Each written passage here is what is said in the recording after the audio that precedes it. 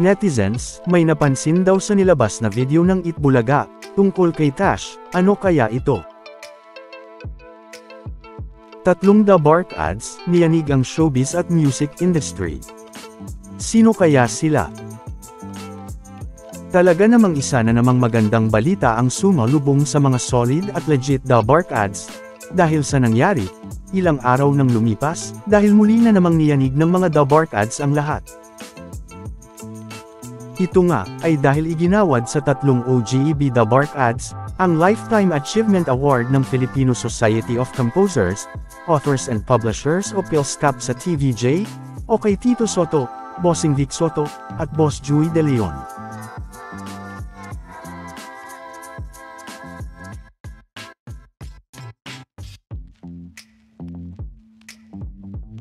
Ayon pa nga sa FB page ng PhilSCAP, ay iginawad nila ang parangal na ito kay Bossing Vic Soto at Boss Joey De Leon, dahil sa naging kontribusyon nila sa Filipino music.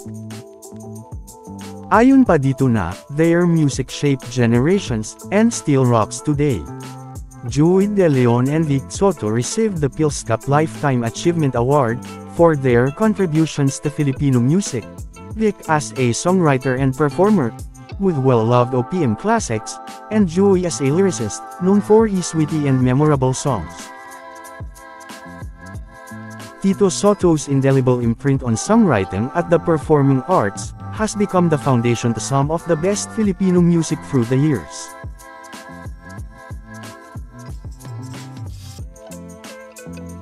Na makikita din naman sa isang post, ng Itbulaga, sa kanilang official TVJ FB page.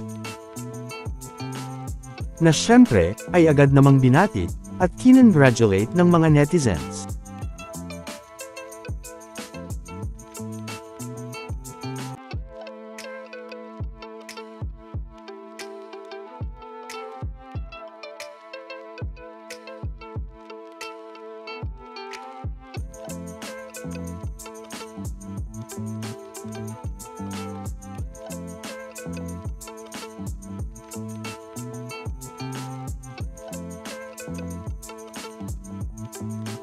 Ngayong Miyerkules naman, April 30, 2025, ay muling napanood ang pagsugod mall ng Itbulaga, na kung saan, ay ang mga nakasama naman dito, ay ang mga The Bark ads na sina Jose Manalo, Wally Bayola, at Miles Ocampo.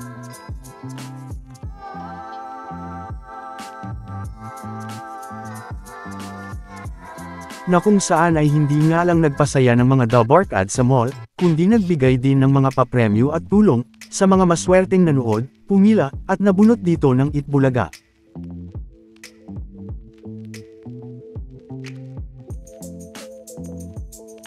Samantala, tila may napansin na naman daw nga ang ilan sa mga netizens, sa video teaser na nilabas ng Itbulaga sa segment na The Clones, sa kanilang YouTube livestream noong April 22.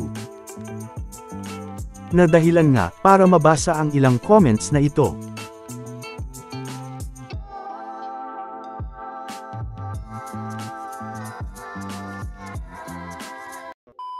Welcome back mga ka-highlights.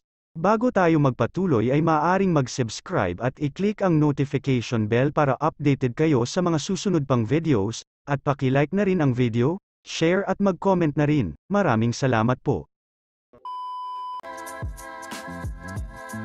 Pero, bakit nga ba sila nag-comment ng ganito?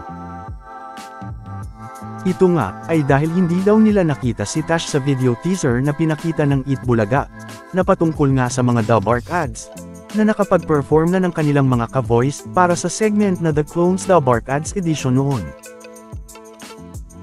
Na makikita ngang nag-umpisa ang teaser kay The Bark ads Wally, The Bark ads Paulo, Boss Joey De Leon, The Bark ads Ryan, at The Bark ads Miles Ocampo. Na kung saan, ay pinakita din nga ang mga The Bark ads na hindi pa nagpapakita ng kanilang mga ka-voice.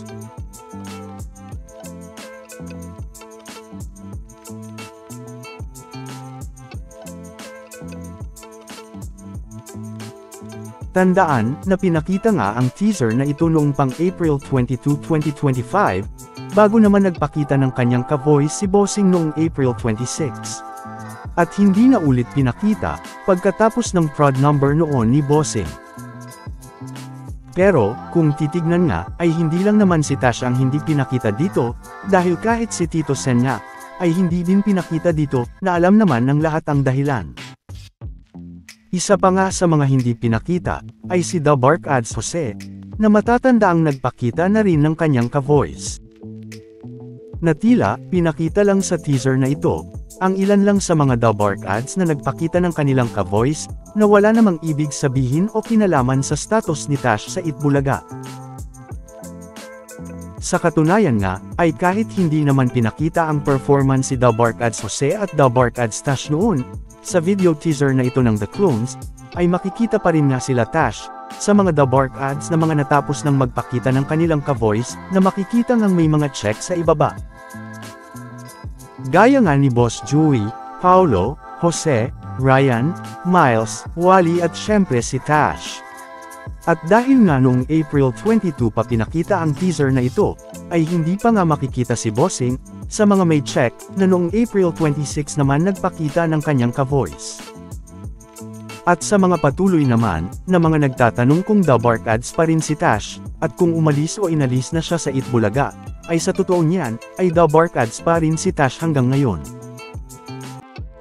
Marahil napansin na rin ng ilan sa inyo, ang mga nabago, at nadagdag sa bagong opening video ng Itbulaga, kagaya na nga lang ng unang Sugod Campus na pinakita na rin sa opening video nila.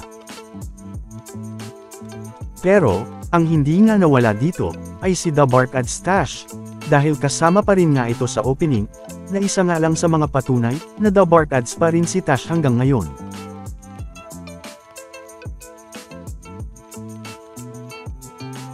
At makikita pa rin naman ang picture ni Tash sa studio, nang ipakita ang video teaser ng Itbulaga sa bagong Sugod Campus, o sa mangyayaring pangatlong Sugod Campus nila. Hindi nga lang yan, dahil hanggang ngayon nga, ay makikita pa rin si Tash, sa mga list ng mga The Bark Ads, na hanggang ngayon ay The Bark Ads host pa rin ng Itbulaga.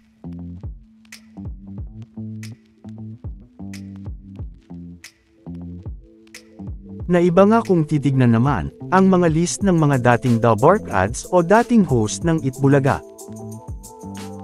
Kaya naman, ay kung titignan, ay hanggang ngayon nga, ay parte pa rin ng Itbulaga si Tash, at The Bark Ads pa rin si Tash hanggang ngayon.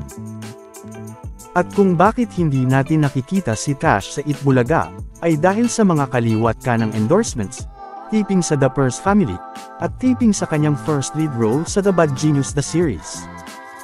Samantala, ano naman ang mga masasabi nyo, patungkol sa mga napag-usapan natin, sa video na ito?